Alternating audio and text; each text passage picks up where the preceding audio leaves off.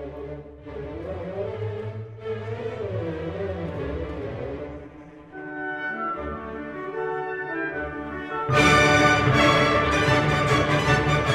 you and welcome to the Lawn Care Philosophy Foundation's installment of the Scholar Spotlight series. We have Giorgi Vachnadze coming in today with Foucault, Wittgenstein, and the Psycho-Typical Addict, a pragmatic prescription for community and science-driven theory. Now, we do have a little bit of a technical difficulty today, so we're just going to be recording the audio, but this will be a wonderful presentation nonetheless. Giorgi, thank you so much for joining us today and sharing this presentation. I'm going to yield the floor to you. All right, perfect. Thank you for organizing this, Kelly, and thank you for having me. Always excited to speak here. Right, so off the bat, so you wrote to me and you asked me, hey, Giorgi, what are you working on right now? And then I gave you a very vague, very muddled, very, a summary that was all hodgepodge. And then you took that information and you kind of turned that into an amazing title. And that title just did so much work for me that I was surprised that it structured what I am supposed to do for me. And that was really, really convenient. So I have to thank you for that.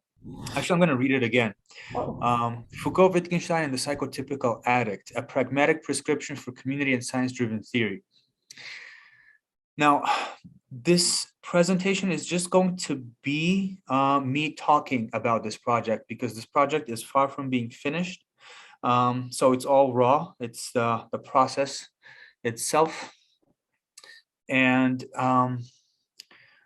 I'm going to start off by actually reading out a chapter from a really nice book I found. It's called Introducing Pragmatism, a tool for rethinking philosophy, which is another amazing title, by the way, because the analogy of the tool or using philosophy as a tool is prevalent with both Foucault and Wittgenstein, who are otherwise considered, at least, to be very, very different thinkers.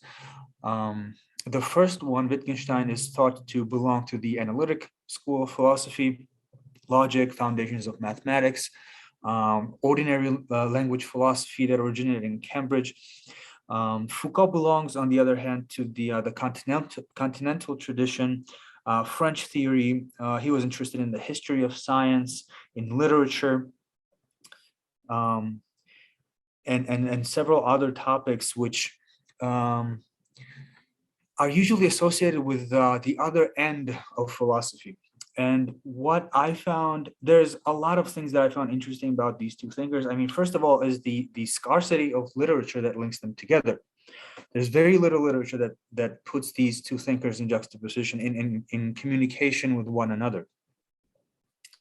The book that I'm talking about was written by Cornelis de Waal, Introducing Pragmatism, Tool for Rethinking Philosophy. And it's a very nice sort of encyclopedic sort of overview of pragmatism, because American pragmatism as a school of thought is very diverse. You get a lot of different thinkers, you get a lot of different ways of conceiving it, of extrapolating it, its norms, its values, and so forth. The thing about Foucault and Wittgenstein is they both belong to the 20th century. And so I guess, unbeknownst to me, I guess I decided to be like the philosophical gatekeeper of the 20th century, I guess, or the things that were happening in the 20th century. I'm trying to, I guess, monopolize on that, right? And in a way, that's a very Foucauldian move, because I want to make sense of the present, right? I don't want to drift too far off from what is going on today. And so my strategy was to sort of focus on everything that has developed and unraveled within philosophy recently. So I think if I just read a page or two from the introduction of this book, it paints a really nice picture of the 20th century as such, the developments of science and philosophy in the 20th century. So I'm going to start reading now. Philosophically, what characterizes the 20th century is that old ways of thinking could no longer be relied upon. Theories of evolution, most prominently Darwin's, opened up ways of looking at the world that no longer demanded fixed categories or divine creator to explain the order of nature. Independently, advances in logic showed that traditional logic, which was long considered to represent rationality as God had bestowed it on us, is woefully out of touch with what is happening in the sciences. To make things worse, there appeared to be numerous equally acceptable logics so that one must choose which logic to apply. Something similar, oh, we have visuals now.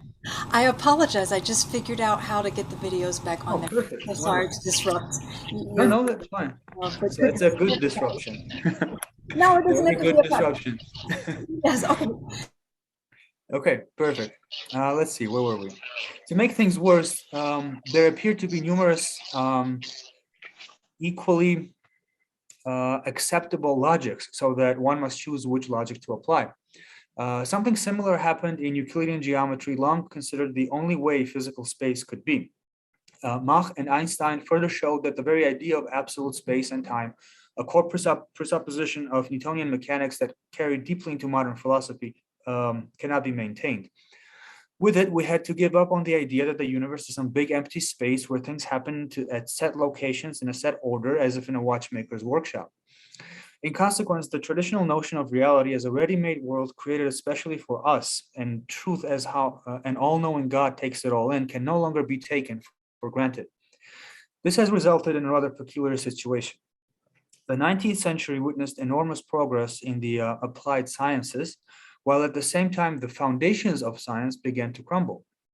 When it appeared that we got a better grip on the world, it became more difficult to argue that we can know its true nature. It is not just in our conception of the external world that we see dramatic changes. When Descartes famously concluded, "I think, therefore I am," he assumed that he had an immediate, full, and transparent access to his own mind. Because how could it be otherwise? After Freud, however, this is no longer so obvious.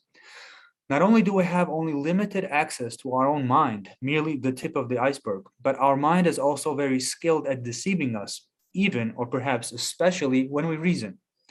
During the 20th century, it also becomes increasingly clear that rationality, though immensely powerful, especially when informed by technology, is neither neutral nor intrinsically good. As is well documented, both the natural and social sciences are painfully implicated in industrialized warfare, mass propaganda, genocide, and the creation of weapons that are capable of unprecedented destruction. In brief, great shifts have been taking place in how we understand ourselves and the world we encounter. All right, that's the end of the rather large quotation, but I think it gives us a nice background against which we could now start the conversation. So I've been researching Wittgenstein and Foucault for 6 years now, more than 6 years, and I've had, I never knew why I was drawn to these two thinkers or why I wanted to bring them together. But this has been a very sort of personal and existential issue for me. And well, first I want to ask, how many is there anyone here who is familiar with Wittgenstein's Tractatus? Okay, 1, 2, all right. So you would, I think, share most people's surprise when I say that I see connections between Wittgenstein, early Wittgenstein and Foucault, because a lot of people see, okay, the later Wittgenstein of the language games and Foucault, I can see the connection there, especially when Foucault almost verbatim quotes some passages from the philosophical investigations. But my intuition kept telling me that there was something in the Tractatus that is incredibly Foucauldian. And then I started looking into Wittgenstein's biography, and I found out that, I mean, this is a well-known fact, that he began writing the Tractatus on the front lines of of the First World War. So he was fighting, he was being shot at while he was writing this book. And he finished it in a prison as a war prisoner in Italy. And so, well, Foucault is somebody who has been studying prisons, and his model of society is essentially that of warfare. And so, because I spoke about this with a friend of mine who's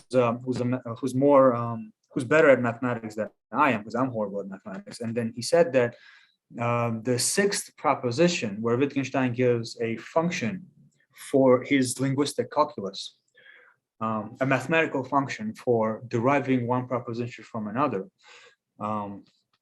which paints this very rigid structure of language as this mechanical creation, right, like a clockwork, which characterized the earlier part of the 20th century. So in this sense, the Tractatus is perhaps the last big thing that modernity had to offer. In some ways, we could say that.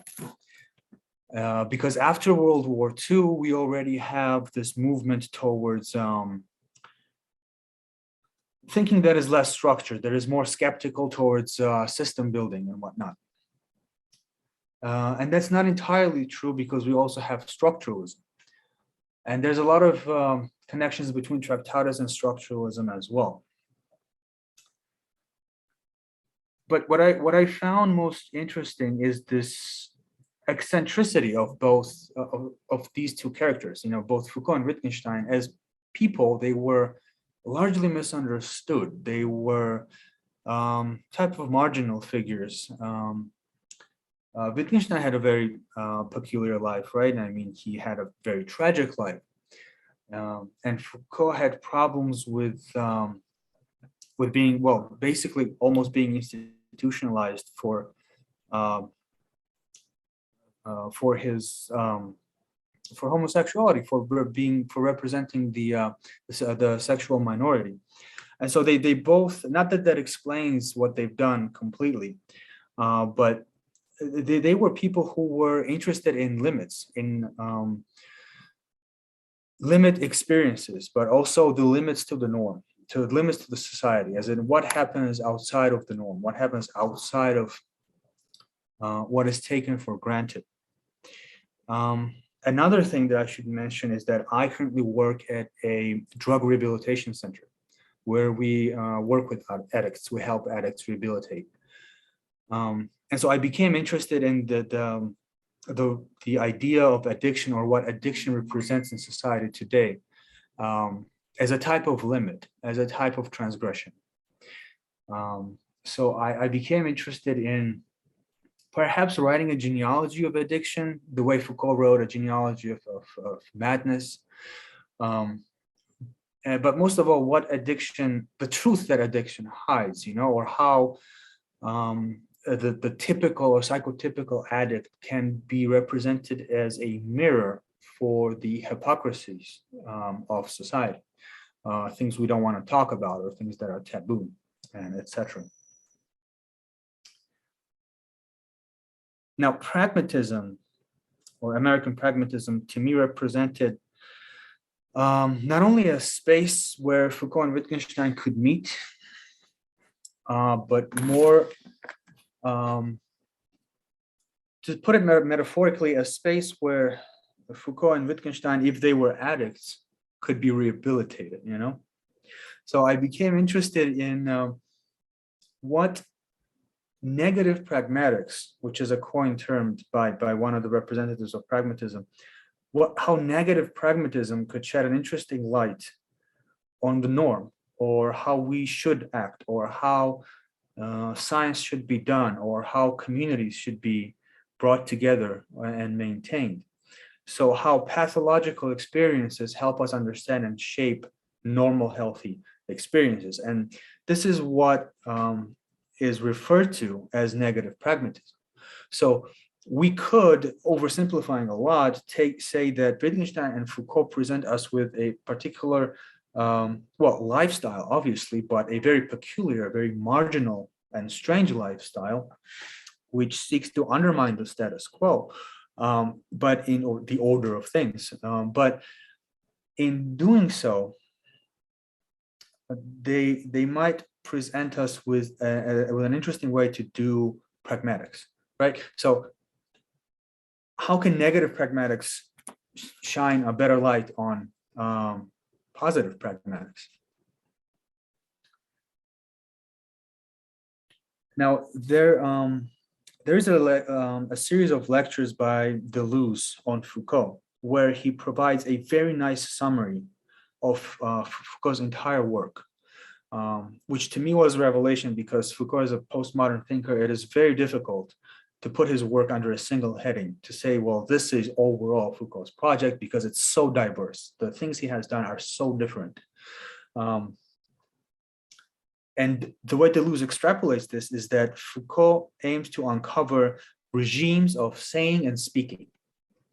So throughout history, he traced the way we talked about things and the way we perceived things because of how we talked about them, and not the other way around. Now, this is very important. In this sense, Foucault is also representative of the linguistic turn, because classically it is considered that early 20th century and Wittgenstein is the representative of the linguistic turn. Foucault is more seen in the light of being a post-structuralist and somebody who, generally undermines linguistic idealism and system building, but that is definitely not the case because he himself in his early period was infatuated with building systems.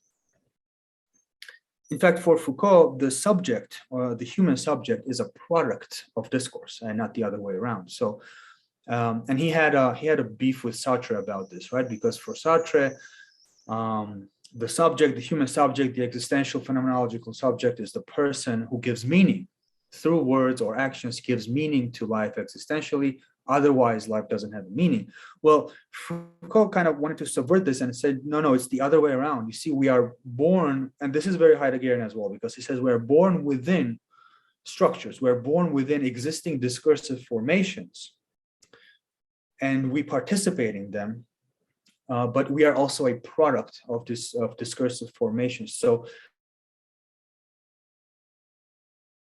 being a subject, no matter how you conceive yourself, be it biological, social, or what have you, he says you are already a product of something that happened before you. And so the subject is always positioned within various discursive formations.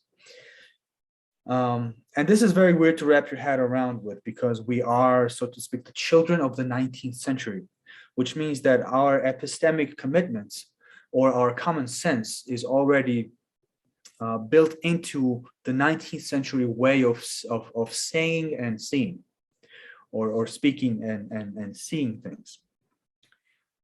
But essentially, Foucault's hypothesis is that there is no connection between what we say and what we experience. So Foucault deconstructed the very idea of experience as such. He says there is no objective phenomenological experience, but we are always trained to experience the world in a certain way. And there is no objective way of experiencing it. And so this notion of training is something that reverberates with Wittgenstein. And this is what I found absolutely mind-blowing, because Wittgenstein talks about mathematics, right? He has a series of lectures on mathematics.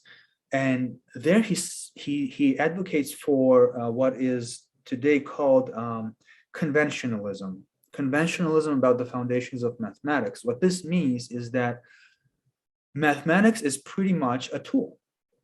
It's an instrument, a technique for controlling our environment, for making sense of the world, but it is essentially an artifact. It's a creation, it's a convention. To do mathematics is essentially a convention. But he says it's a very compelling convention because of the way we're trained, because of the way mathematics is taught. And so whether Wittgenstein admits it or not, he makes a very political move, because if Foucault was somebody who brought politics into medicine and the birth of the clinic, or he brought politics into the social sciences, or economics, biology, linguistics, where he said, well, these systems, they all have a common bias. They have a common way of conceiving man, of conceiving reality, which is not objective in any, it's just what he said. It's a power structure. It's an effective way of managing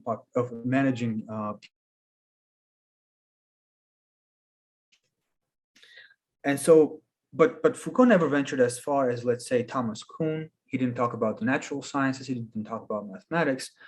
And Wittgenstein, it's almost like he takes that attitude and he deploys it within the discipline of mathematics, which to me was mind-boggling because he deconstructs mathematics, is what Foucault does. Is what Wittgenstein does.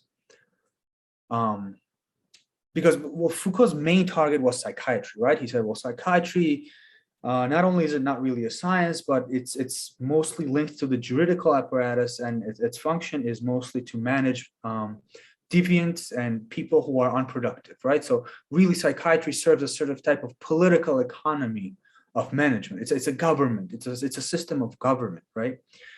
And so if you take that and you combine it with Wittgenstein and conventionalism, then you get the same thing for mathematics, right? And that's, if it's true, if it's correct. I mean, I might be wrong, but the idea itself that suggests itself here, I found groundbreaking. And it was one of the things, one of the links that I found that connected Wittgenstein and Foucault. But this connection is not pragmatist in any way. It's quite the opposite. It's apocalyptic negative pragmatism, right? It's negative pragmatism that undermines everything we know. So it's really much like the world of an addict, you know, because when addicts, when they go through their, you know, these periods of abusing themselves or abusing a substance, and then during withdrawal, some of them are very coherent. A lot of them are very educated. But most of all, they're incredibly clever. Addiction makes people very clever in terms of how they rationalize the next act of consumption. And the schemes that they come up with, the way they mold the world to their liking, I found very interesting, you know. And I found some affinity between that and what Wittgenstein and Foucault did, because they are notorious, you know. They are famous, but they're also one of the most hated figures in their own intellectual milieu and in the contemporary intellectual milieu, and it's dangerous to take them seriously, you know. And so I thought, well, what can that show us? You know, what can that teach us about society, or what's the right thing to do, or how science should be done? Right? Because Foucault did address science explicitly. Wittgenstein addressed those things that we consider to be the most certain, right? Okay, now I'm going to try to approach this from a different angle. I read the Tractatus with a friend of mine, and he said that the Tractatus is very redundant. It says the same thing over and over again. And then he told me, he's a programmer, and he told me it's really like hash. He said it's hash, and I mean, what do you mean hash? And he says hash is an algorithm. It's the name of a particular program, which checks other algorithms for corruptions, which makes sure that the algorithm isn't corrupted, that it's still working. And he said this is like a hash for humans. It's like you have to read it through, and it's not a big book. You can read through it quite fast, but it is considered to be a dense book.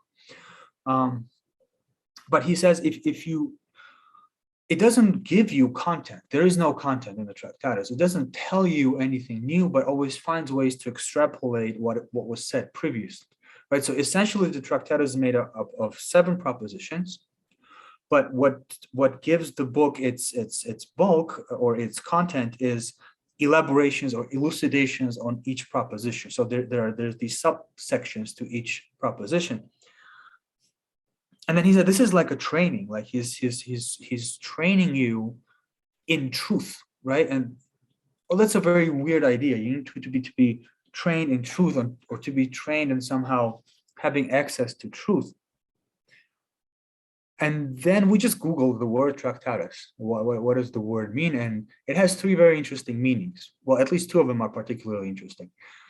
One, Tractatus means discussion, having a discussion, which is, it's not a very interesting definition to me. But then the other 2 definitions, the first one was treatment, as in medical treatment, like self-treatment, like treating somebody, helping somebody. And the third one was negotiations, right?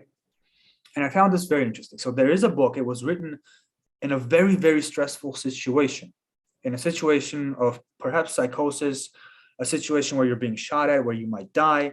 So it is written in a milieu of limit experiences, right? A limit experience is something that Foucault was obsessed with, right? Because Foucault was obsessed with demolishing subjectivity. quite literally, right? So he was also interested in the experience of drugs, in the experience of alternative forms of sexual expression, and he was most of all interested in intense experiences that made you lose touch with reality. Now, it really seems that the Tractatus is a product of such an experience. And so this is where my intuition slowly became justified, because I realized that the Tractatus was written in a situation where the subject no longer exists, right? And this is another central thesis with Foucault. Now, with Wittgenstein, it is a thesis, but it's not the central one. But with Foucault, the loss of subjectivity is very, very important. Because like we said before, Foucault says that the subject is the product of discursivities, right? Of discursive formations of language. And so the subject doesn't exist in a essential sense, right? There is no essential self. We are always a product of some sort of institutional setting. Now, with Wittgenstein, the subject is, well, some people say it's a Cartesian subject, but there's argument over that, but it's definitely a solipsistic subject. And to encounter a solipsistic subject in the 20th century is very, very weird, because since the 19th century, we have Darwinian evolution, we have human sciences, we have psychiatry, we have American pragmatism, and we have all these disciplines that say, well, we are embodied creatures in a world. We have beliefs, there's all these subjective elements that go into experiencing reality. There's all these subjective elements that go into science, into scientific methodology. Objectivity as such doesn't exist. We can always, come close to it. We can approximate it. And so in the middle of stuff like this, you get something that sounds like the 17th century, the Tractatus. It sounds like the 17th century because the very subject that is observing the world of the Tractatus is not a flawed human being, but it's some sort of a god surveying the world of objective facts, right? So the god that science wants but never really gets, because every theory is flawed, every theory is surpassed by the next one. Thomas Kuhn, structural scientific revolutions, all that stuff, anomalies. We always get anomalies in science, right? And so Wittgenstein's Tractatus is this obsessional, neurotic, psychotic picture of a world without anomalies, without pathologies, without deviations, right? And then with Foucault, we have the exact opposite. We have a world that is pure pathologies. There's nothing but pathologies, and there is no room for objectivity. It's a post-truth metaphysics, which is not a metaphysics, right? It's a metaphysics of war, because reality emerges through conflict with Foucault. So it's very Heraclitean. There's a lot of Heraclitus in Foucault. And so, this is all very stressful, if you really dig into it and if you really experience these philosophies, it's very stressful. It's very unpleasant, right? So I guess I needed a break, and so that's how I got into American pragmatism, because American pragmatism, if you read William James, it's beautiful. It's also inspiring. It's heroic, but it's very human, it's very 19th century. It's very human, It's always a metaphysics of a flawed subject, but a human subject who has these feelings. This horror movie stuff that you have with Foucault, it's not there. But there is challenges, right? There's normal human challenges. There's obstacles to life.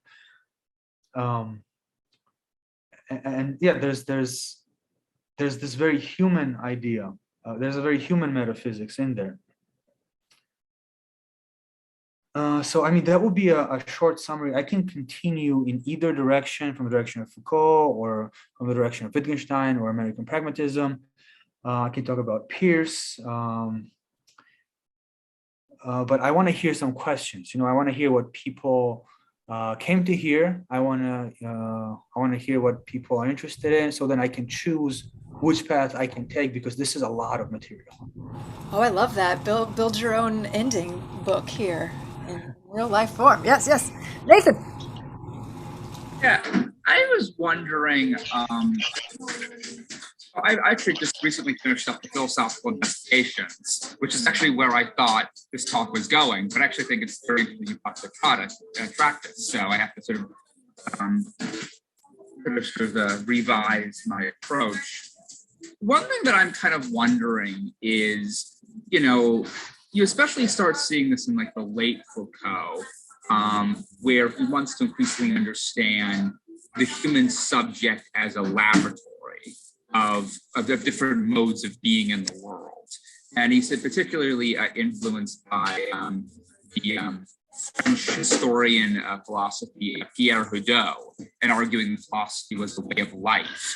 And I'm wondering, I'm sort of wondering, like maybe in this like sort of pragmatist direction that you're taking both and Foucault, where increasingly we're less concerned about, subjectivity trying to access objective truth, or at least that's not how we frame the question. But increasingly, it becomes questions of what are the modes, how can we change the modes of experiencing the world in completely different and novel ways?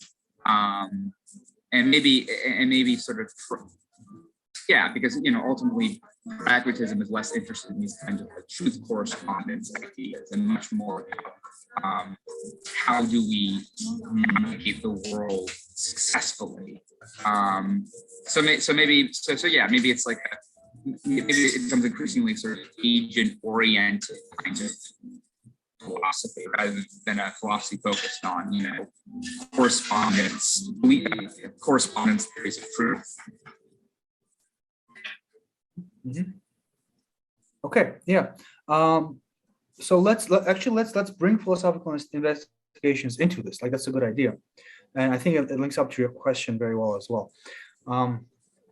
Right. So what happens in the philosophical investigations? Wittgenstein loosens up. Right. That's what I like to say. He loosens up and he introduces the idea of language games, and he actually says, not in the philosophical investigations, but in Uncertainty, he says that what I'm trying to do here sounds like a sort of pragmatism. And he is referring to American pragmatism. Wittgenstein read William James. He read both of his famous books, the Varieties of Religious Experience, and the other one is Principles of Psychology. And he has a separate book about that, which I haven't worked on yet, but that's not the topic that I want to talk about. But yes, there are clear signs of pragmatism in philosophical investigations because he says the meaning of a word is how I use it. The meaning of a word is not something that it clearly and distinctly picks out in the world like an object, right? Because in the Tractatus we have a picture. The picture is a model of the universe. It has elements. The elements stand in certain relations with each other that are exactly like the way objects stand in relations in the universe, right? So this is Wittgenstein's picture theory of the world, and that's a referential what is it called? Referential theory of truth, right? So basically, language operates as a function that maps one-to-one with objects in the universe, right? So it's a representationalist account of language. It's the referential theory of language that began with Frege, continued with Russell. And the way it stands, the referential theory says what we, in Foucault's words, it will be what we see is what we say perfectly, right? So saying and speaking converge perfectly with each other. If we're doing it right, if we're doing it logically, right? That's the Tractatus. And then with philosophical investigations, we have a loosening up of that relationship, which is, I want to say, a little too loose for pragmatism. I think with pragmatism, there is a small disjunction. There's a small difference between what we say and what we do, or what we say and what we see, in the sense that expectations come into play, right? Expectations and beliefs exist in pragmatism. And it's not just like a true or false thing, right? There's a lot of interpretation going on. And so if I say I'm going to do something, if we speak the same language, right, that is, we are part of the same way of life, then on average, you know what I'm talking about, right? Which is not what it's like in the Tractatus. In the Tractatus, we literally have to be the same person for communication to happen. It's like there's no room for more than one person in the Tractatus because it's just so specific. It's just so exactly has to depict reality that, as he says, the limits of my world are the limits of my language. So it's it's almost like this perfect private language for everybody, even though later he rejects the idea of private language. But yeah, in the philosophical investigations, meaning is performed, meaning is use, right?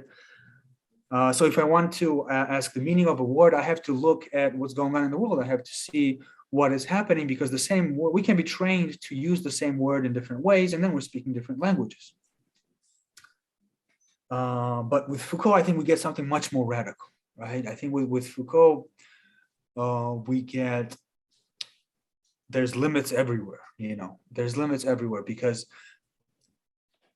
there's literally no guarantee. Because I mean, that's what his famous book is about, right? Or maybe less famous, that This Is Not a Pipe, right? Have you seen that picture? It's like this painting, and it's a painting of a pipe, and then underneath the pipe it says, "This is not a pipe," right?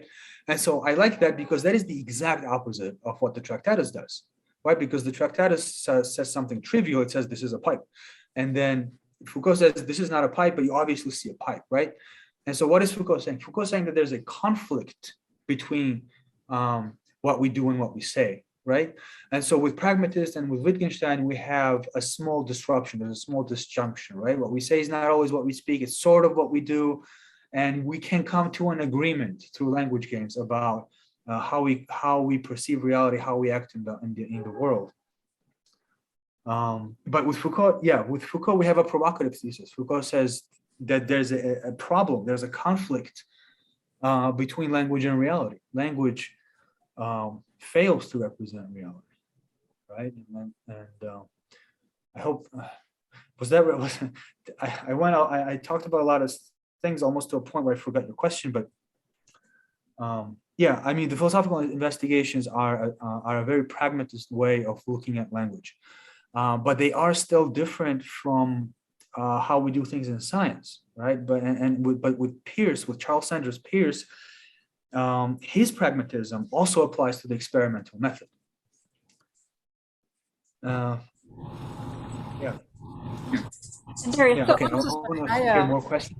I muted you. I'm so sorry. I'm over here pressing buttons that I did not mean to press. Oh, hello. All right. Okay. You can hear me, right? Oh, okay. I just had two questions. They're like, I guess they're somewhat non sequiturs, but I guess like for the first question, like in regards to Foucault and Wittgenstein, there seems to be like a connection with like Kant there, like the idea that reason has limitations, and that like, of course, like, pure reason or in this sense rationality can't can't just go and like creating its own structures, like that there are certain like limitations, like for Kant, of course, the limitations of reason are the categories and the antinomies, but for Foucault, it's kind of like the institutional molding, like that essentially determines our discourse.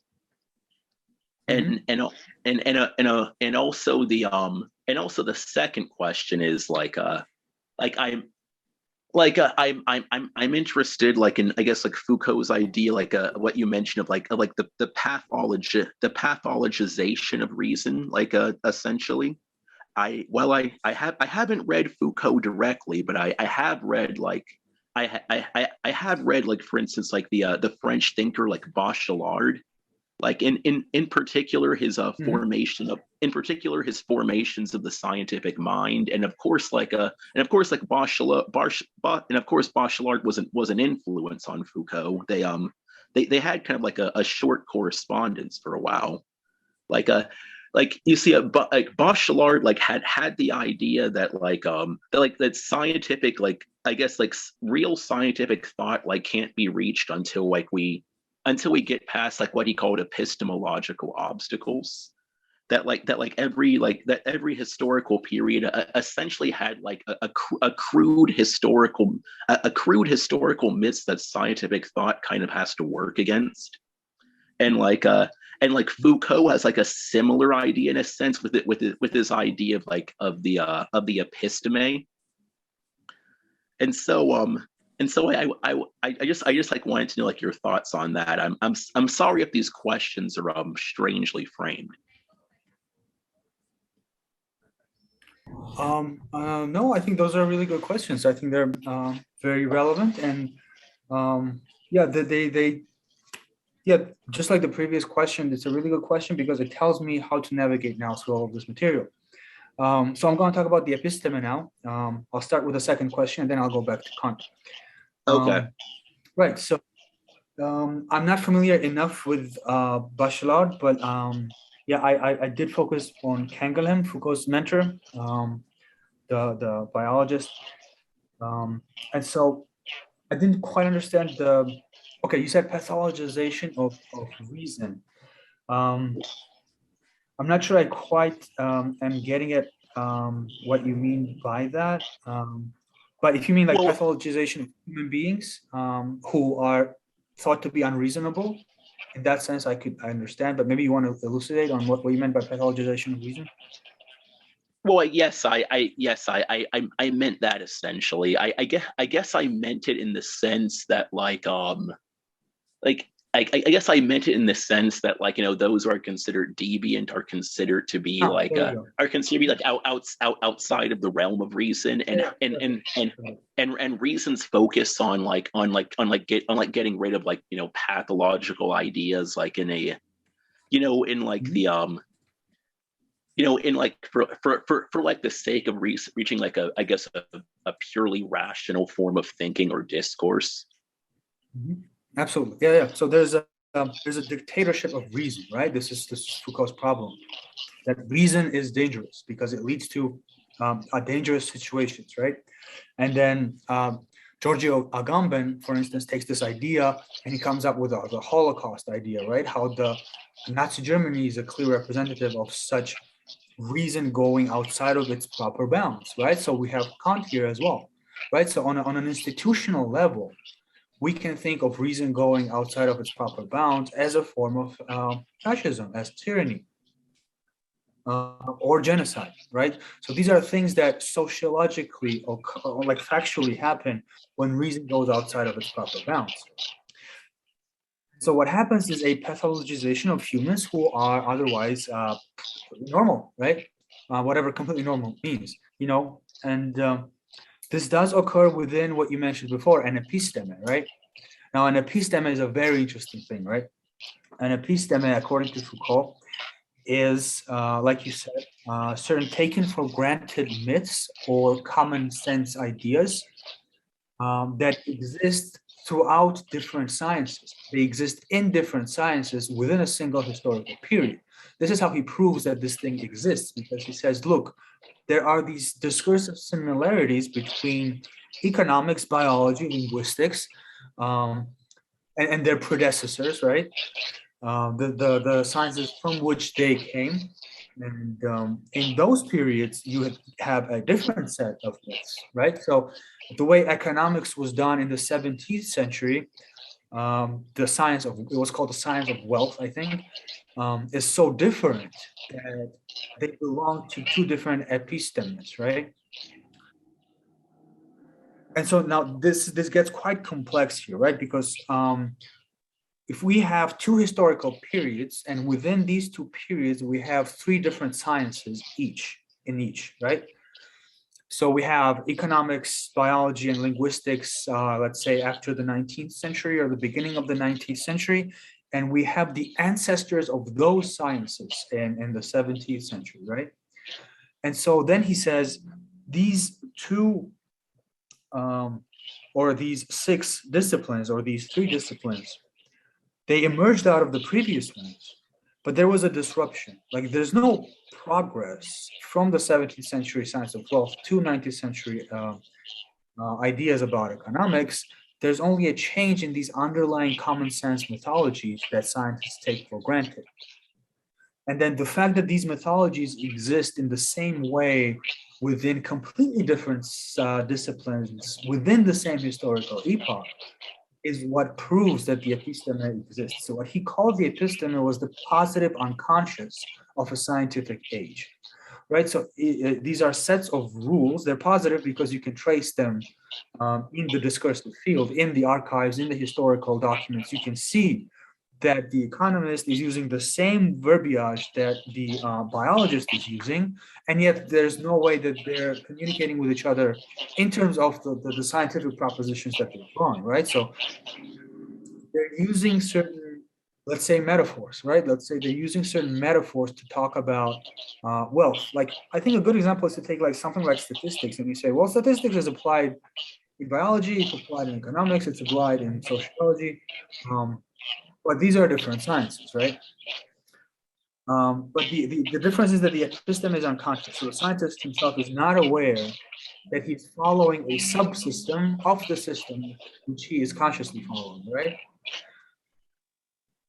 So we have this overthrowing of the, I guess, some sort of collective Cartesianism. But what I found interesting about the Epistem is that it's very similar to what Wittgenstein writes in the Tractatus, right? Because in the Tractatus, it says, the limits of my language are the limits of my world, right? And so Foucault says there are limits between these historical epochs. Like these two, within these two historical epochs, scientists cannot communicate with each other meaningfully. Because what a body means to a 17th century doctor does not mean the same thing to a 19th century doctor, to a point where these are different objects. These objects are constructed through the sciences and not discovered by them. This is his main thesis. So death is rediscovered throughout centuries in different ways. Death is constituted and constructed in different ways throughout different centuries, right? Sickness is constructed in different ways in different centuries. Madness is constructed differently. And so now we move from something that's a neutral scientific discovery, like the discoveries of like the genetic code, like molecular biology, to something that has a real impact on human lives, right? So if disease is a construction and it's not objective, and I'm being told I'm sick, whereas in the 17th century I would have been told that I'm fine, and I would have been fine, then there's a problem, right? Then the episteme is performing some sort of a hidden genocide on people who in a different time could have been normal, could have been healthy, could have been what have you, you know? And so this is process, this go ahead, please. Oh, sorry. I was just going to say it's very interesting. Like I can also see the connection with pragmatism. Also, like the idea that like the scientific object is more constructed than it is discovered. Mm-hmm. Mm-hmm. Yeah, I think. See, I think that there's a subtle difference between the later Wittgenstein and pragmatism, and I think that's the subtle difference. I think there's more of a constructivist Foucauldian strand happening in the later Wittgenstein, and less so with pragmatism. You know, I think the pragmatism still has perhaps a naive belief in the objectivity and the social good of science, whereas postmodern discourse tends to be critical of that. And, you know, there's all sorts of Marxist critiques we can say, right? It serves, even when it's true, even when it's objective, even when a certain drug is really, really useful, only a limited minority can afford it, right? That would be another source of criticism, right? So the science remains true, the science remains objective, but it induces particular effects of power that might not be acceptable or worth that truth, right? So in this sense, it's all value-laden, especially when it's true. And that was Foucault's great breakthrough, that he says power becomes most oppressive when it is based on truth, when it is based on knowledge, right? So there's not an opposition between power and knowledge, they feed into each other. And the more truthful you are, the more power you hold, and the more you should be criticized. And yeah, I mean, I do want to talk about Kant, because Foucault is considered a post-Kantian, right, as opposed to a neo-Kantian. And by post-Kantian, well, he focused on, actually, Deleuze has a very beautiful extrapolation on Foucault and Kant when he talks about the Kantian schematism. And he literally equates the schematism with Foucault's notion of power. It's very, very cool, but it will be too much hair splitting right now. But right, I think Kant as, well, first of all, Kant as a thinker of finitude is the initiator of the 19th century episteme, because the 19th century episteme is considered to be an episteme of finitude. That is that man is the creator of reality, right? It's in a way the realm of existentialism already, because Kant says you cannot have, so reason should be limited to the finitude of our empirical experience, to intuition, right? So we shouldn't let our reason go beyond our experience, beyond our intuition, right? In this sense, he's also a kind of pragmatism, right? Because he says experience matters, right? But with Foucault, we get like a post-experience, right? We get post-experience, which is, to us, is already a very weird idea, because we are, like I said, we're children of the 19th century, which means to us, experience is experience. It's an objective given. Like, you can't say experience is a construct. Mira, yes, thank you for coming. Right, so yeah, Kant is very relevant here, but Foucault is essentially critical of Kant. In this sense, he's post-Kantian, not neo-Kantian, but he does really like that the essay, "What is Enlightenment?" Right? Because that essay is, well, it's the courage, right? It says, have the courage to use your own reason, right? And I think Foucault takes that and he puts accent on your own, as opposed to putting the accent on reason, right? So when you use your own reason, that means you're ready to undermine the dominant reason, or the order of things, or the reason that's imposed from you from the outside, right?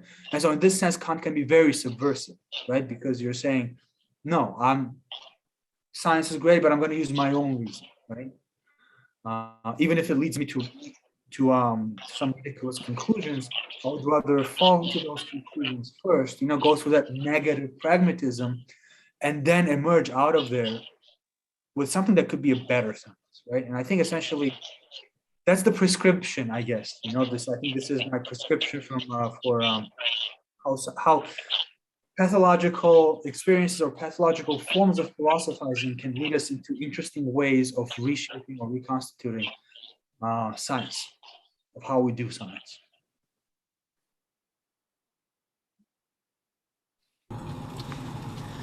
I kind of want to bring it back. I have a question about the relationship to the addict here. So is there this conflict between the desire of the addict and how it is they ought to behave in society's eyes, that's leading to this, this interest in rationalization, as you were speaking of the cleverness of the addict? Is that conflict that produces the addict's reason in the Foucault sense, I guess? Right. So, I mean, addict could be this radical instance of somebody who uses their own reason, right?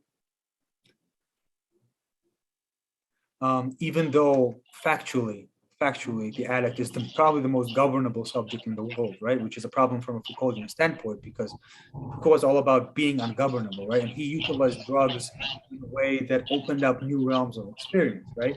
If Foucault was a real addict, and it would be very easy to predict his behavior. He would just be looking for the next high, and that's very easy to predict. That's like the average consumer. They're just looking for that next dopamine boost. So I'm not oblivious to how addiction is definitely not a good thing, or even a rebellious thing in cases, right? But I think that when, as an analogy or as a metaphor, I think it can be a very interesting and controversial way of talking about using your own reason, because an addict has his own world and he has his own pragmatism, which is no doubt a negative pragmatism, but one that provides a limit, right? A limit to our language, to the language of the healthy people and the normal people. And the addict is outside of that world. He's outside of the language looking at us. It doesn't make sense to him, So the addict is, in many sense, especially when he's high, is desubjectivated. Subjectivity is deterritorialized. He is not a human being when he's high. or high enough, I guess. Because through addiction, limit experiences, near-death experiences, we experience the loss of subjectivity. And very often that provides an opportunity to rebuild our subjectivity. I mean, we can also just go to a therapist and then he rebuilds our subjectivity for us. But that could be a very generic or not a very interesting subjectivity that the therapist offers us. It would also depend on the therapist and how much money you have and all that stuff. But the Foucauldian project would be to go through addiction, experience the death of self, death of subjectivity, and then rebuild yourself in a way that presents an alternative to capitalist discourse, to mainstream scientific discourse, but one that nonetheless has to be functional in the end. In the end, it has to work. You should be able to live a happy and fulfilling life, even though you're falling outside of the norm.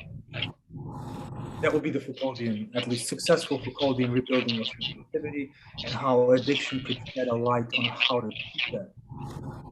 But with pragmatism, I'm offering a more of a compromise in the sense that you can integrate yourself back into the norm, but perhaps in your own creative way. But perhaps you'll find your own creative ways of accepting the norm and seeing why the norm is the norm, why it works, why it's good for you. Gotcha. Thank you. Darius, I think there's some feedback on your end. Oh, there is? A little bit. Here, I'll mute you for now. But unmute, when you need to. So how would we come back with a Wittgensteinian, I guess, analysis of what's going on with the addict? We're obliterating subjectivity in a different way. How was that? Well, if you think of the Tractatus, a Tractatus is definitely written by somebody whose subjectivity has been obliterated. It has been obliterated by World War I and by being in a prison, in a war prison of all prisons. And when because I spoke to this friend of mine, like I said, and he's more versed in mathematics, and he says these mathematical functions, this symbolism that he has in the Tractatus, it really doesn't say anything new. It just says the same thing over again, which is just like the rest of the book. And so he proposed a very interesting idea. He says maybe he's using mathematical symbolism because he literally ran out of scrap paper in prison. And then it dawned on to me that that's very, very possible because, Wittgenstein was this type of genius who just went diagonally across different disciplines. He was an engineer first, then he got into mathematics, and everywhere he was successful, but also everywhere he was miserable. And I mean, also like the war destroyed his family, but he was still rich, he was still very rich, and he gave away all of his money and went to a remote village somewhere to teach children mathematics. He wasn't starving at any point in his life, but he did make very interesting, very strange, eccentric decisions with his life. And so another suggestion we had was that he wrote the Tractatus because he was trying to not go insane, literally. Because what does the Tractatus say, right? Word for word. The world is everything that is the case.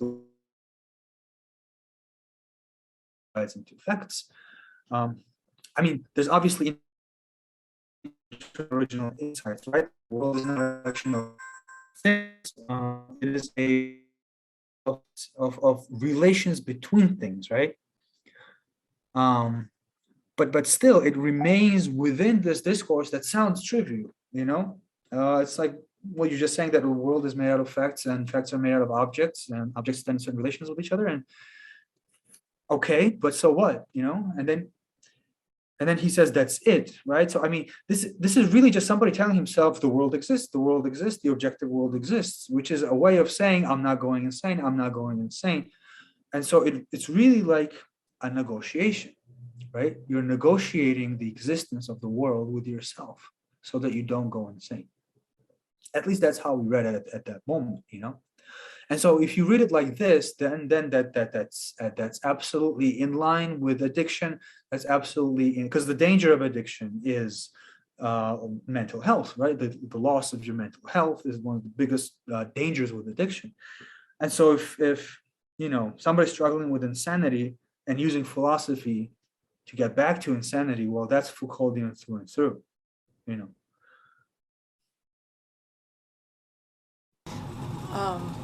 So now to move on to this pragmatic treatment, that's where I kind of want to hear you go. You mentioned Peirce. Maybe say a little bit about that connection. Well, it is said that they say that Wittgenstein has talked to somebody about Peirce. Like, this is as much as the sort of the maximum amount of contact he's had with Peirce, because I think Wittgenstein was still young when Peirce passed away, so there was a little overlap so that they could have met, is my point, but they never did. And the only things that Wittgenstein has heard about Peirce were more likely, if at all, more likely to have happened through Frank Ramsey, who was a brilliant mathematician and one of the people who actually got Wittgenstein to return to philosophy after the Tractatus, because he criticized the Tractatus. And it is said that Ramsey saw some connections between Peirce and Wittgenstein. And it is also thought that the type, well, there's some stuff, but I don't see a direct link between what we're talking about so far, because, okay, Peirce was a pragmatist and he thought philosophy should basically do science. This is what Peirce thought. Philosophers should basically do science and help scientists clarify their concepts, which is very similar to the early Wittgenstein, but it's different. But the difference is very subtle. Okay, so the connections, it's about as subtle as the difference between pragmatism and the later Wittgenstein. It's just because with later Wittgenstein and pragmatism, the disjunction, the difference between what is said is what is being done is just ever slightly more with the later Wittgenstein than classical pragmatism. Now with Peirce, the importance of science for philosophy is just a little more there compared to the Wittgenstein of the Tractatus, because Wittgenstein of the Tractatus says the only meaningful propositions are the propositions of science. And philosophers should indeed help clarify concepts in science, but then he says there's also something higher that we should just not talk about. And that's part of the Wittgensteinian therapy, right? Wittgensteinian therapy says that our philosophical problems are always a product of a misunderstanding of language. And this is also very Kantian, because this is a way of saying language is going on a holiday. Excuse me, I'll be right back, just 1 minute.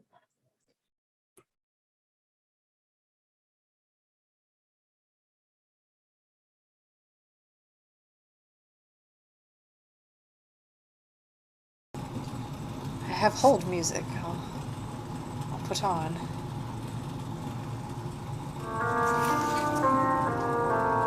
We're on hold.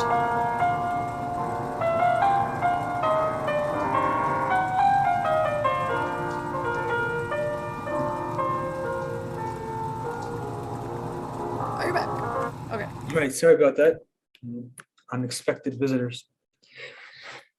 Right, and so that's what Wittgensteinian therapy consists in, right? So when people and philosophers fall into these existential questions, right? They fall into these problems like, what is the meaning of life? Why are we here? Was God, does he exist? Wittgenstein says, no. You're getting really confused right now because language needs some tidying up. These problems do not exist literally. Because you are just misunderstanding the grammar of your language. Once you put the grammar of your language in its proper place, you will see, like you will literally feel that the problem does not exist, right? And for people who are used to therapy being all about crying and catharsis and all these emotional, problems, this sounds a little Victorian. It sounds like repression more than a cure. But I think it does work. I think you. And actually, it's very Foucauldian. It's very Foucauldian if you think about it, because what did Foucault say? Foucault says, a lot of the things that we think are a product of our instinctual lives are actually institutional productions, right? So he says, madness is produced, sexuality is produced, desire is produced, right? So we very often feel things that are implanted in us through various power structures, through mechanisms that, so emotions can be deployed, right? Sexuality can be deployed. Desire can be deployed, right? And so in this sense, Wittgensteinian therapy makes perfect sense because, oh, I am creating problems where there aren't any problems, right? And that does fall within classical notions of therapy. You have anxiety because you're creating problems for yourself. Just let it go. That's therapy. Why not?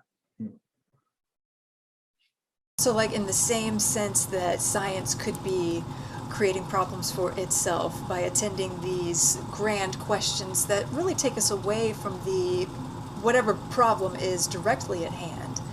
These language games are trapping us in our minds and keeping us from really doing fulfilling, meaningful work. Okay. Am I understanding you that?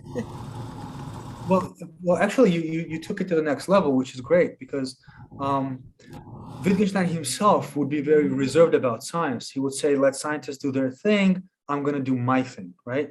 Which for Peirce was, no, that's not good enough. You have to do the same thing that the scientists are doing almost, And so Wittgenstein is opening up a space for a more positive Foucauldian critique of science, which your example is the perfect example. If Foucault came in and said, no, let's not just leave scientists to what they're doing, let's actually criticize what they're doing, And today, why not? Look at the pharmaceutical companies. Look at large corporations that proclaim to be doing science, and they are doing science, but do we want this science? Do we want this pollution? Do we want to be addicted to these medications? They work, but do we want them? Okay, yeah, thank you.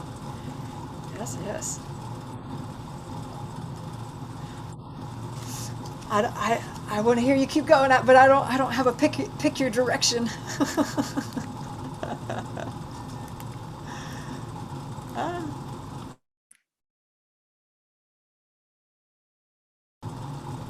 Darius, do you have any further questions or pick your own ending direction? I guess it's not so much a question as is a consideration. And I guess herein Foucault would agree with me is that I guess it's that there really is there really is no objective kind of discourse because every kind of discourse falls into the nets of power, like the pharmaceutical companies, for instance, the ideal of pure science becomes entrapped in the shadowy web of financial profit. There's always an ulterior motive. There's never really just one goal. Mm-hmm. Yeah, exactly. And the interesting thing is, just to be a little pedantic, I guess, Foucault wouldn't say that there is no objective discourse. He would say the danger is precisely that the discourse is objective, because it's not objective in the sense of a universal truth. He would say there is no such thing as a universal. That's another way of conceiving the entire Foucauldian project is a deconstruction of universals, right? The universal of truth, universal of madness, and so on. But he would say that discourse is objective because it has objective effects on people. So it objectively exists as a tool or a weapon that can be used, right? So in this sense, it's objective, but not in the sense, like you said, not in the sense of an overarching truth.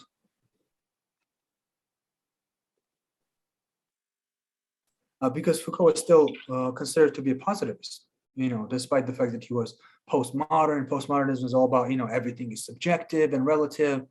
Well, he says, no, there are objective structures that exist throughout history. These structures are oppressive, and these structures need to be destroyed. It's not subjective that these structures are creating problems for me in my life about the way I relate to myself as a subject, the way I identify myself. They tell me how to think about myself. They tell me how to act, how to behave, consume, or whatever. And so there's nothing subjective about how my life is becoming more complicated because these artificial structures exist, right? So they are artificial structures in the sense they could have been otherwise, but as things stand, they are like this. This is objective, and we need to either demolish them or be very, very aware of the fact that we are accepting some of them.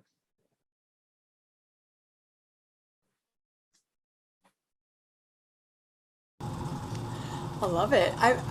So where, I mean, I know you're still in the throes of research and this is a newer project for you, but what direction do you see this go? Not, if you could generalize all the directions this could be going in, where are you headed with this? Well, I don't know. I don't know if I can answer the question because, you know, somebody asked Foucault about a book that he was writing, you know, and he said, if I knew where the book is going, I would never write it, you know. I do feel the same, but I also really want to give you an answer because I'm challenged now. I think this would, I'm hoping this would actually get me to at some point do scientific research, you know, because I think I'm sort of tired of being on the outside, on the outlines, on the outliers. I'm tired of engaging with negative pragmatism all the time, and I want to know what's happening on the inside while remaining critical. So that's my challenge, you know. You know, to quote Wittgenstein, I want to know both sides of the limit. Sorry, the connection is breaking up, and Oh, you're good. it's hard to tell if somebody's speaking or not. So just the expanse, would you say that it would be, you're after a sort of expanse of the understanding of what scientific praxis could look like, so that there can be communication between this sort of philosophical research and maybe the soft sciences and what's going on in the hard sciences? Like maybe we can take a look at our standards of measure, the limits of measure, and see how it is they're keeping us from fulfilling praxis. Like, is that? Yeah. I mean, like that introduction we read in the beginning, you know, like we are approaching an age where science is becoming increasingly more applied and more technologically effective. So pragmatically, it's becoming more effective, but epistemically, it's becoming more decentered. So epistemically, we don't know what the hell we're talking about. We just know what we're doing, you know? And that, I mean, that's American pragmatism through and through, you know? But also, is there a danger here? You know, is there, you know, what are the dangers of this? Do we want to have an epistemic-centered science? Because, you know, there's dangers of totalitarianism or fascist sentiments in a very epistemic-centered conception of science. But there's also another danger, which is a purely capitalist danger with an awfully pragmatic science, which is that it becomes manipulative. There's no longer an essential ethical standpoint around which scientific research could oscillate. And it's becoming more obvious that it's value-laden, right? Now that the epistemic-centered perspective is losing its grip, it's becoming very obvious that science is value-laden. And so now we are facing this problem. If increasingly it's becoming value-laden and increasingly we don't have a central normative system that could regulate it, right? Bad things can happen. AI could take over, right?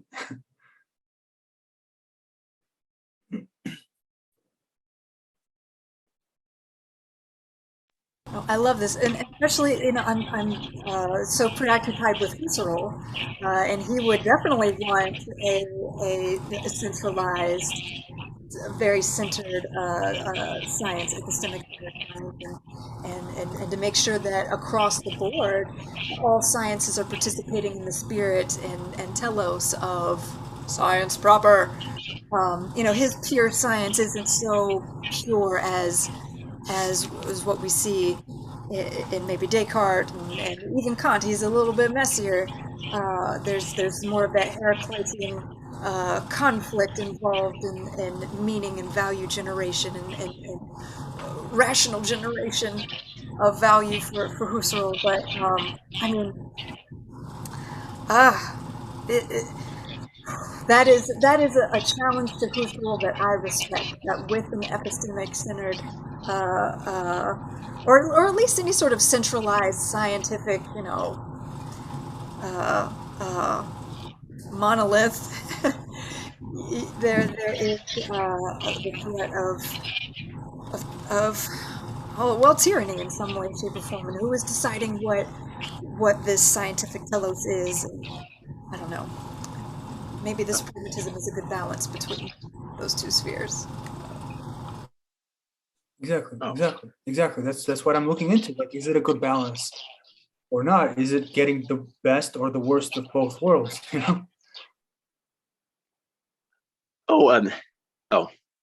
Right. Like, I guess, like, I just like have like two considerations. I guess in reference to was your name Katie or? I'm Kelly. You can call me Animal. Kelly. Oh, sorry.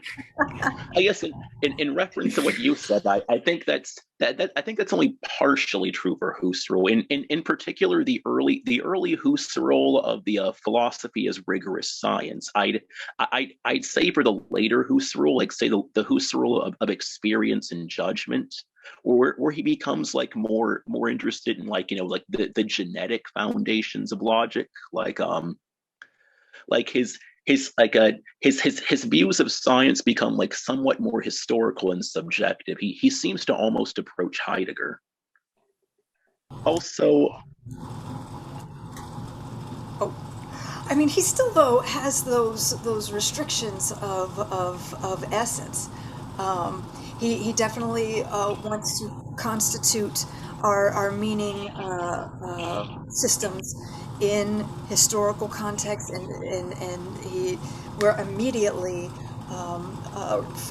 refocused onto our intersubjective relations whenever he's performing the phenomenological method. I would say though that he is concerned in experience and judgment with motivations. What is motivating the individual to spontaneously judge in the way that they do within this whatever context they find themselves within, so that his ultimate motivation of unifying the sciences, or at least unifying a space where all of the sciences can share a common motivation. Who now we bring in the contest of who's establishing that motivation. If everyone has their own motivation operating in our perception, motivating their judgment, we're only asking for conflict of power plays. Who is going to come out on top if all of our motivations are unique in a way? Exactly. It's interesting that they both called it the historical a priori, right? Both Foucault and Husserl called it the historical a priori. But yeah, it turns out that they're quite different. There are similarities, but they're mostly different.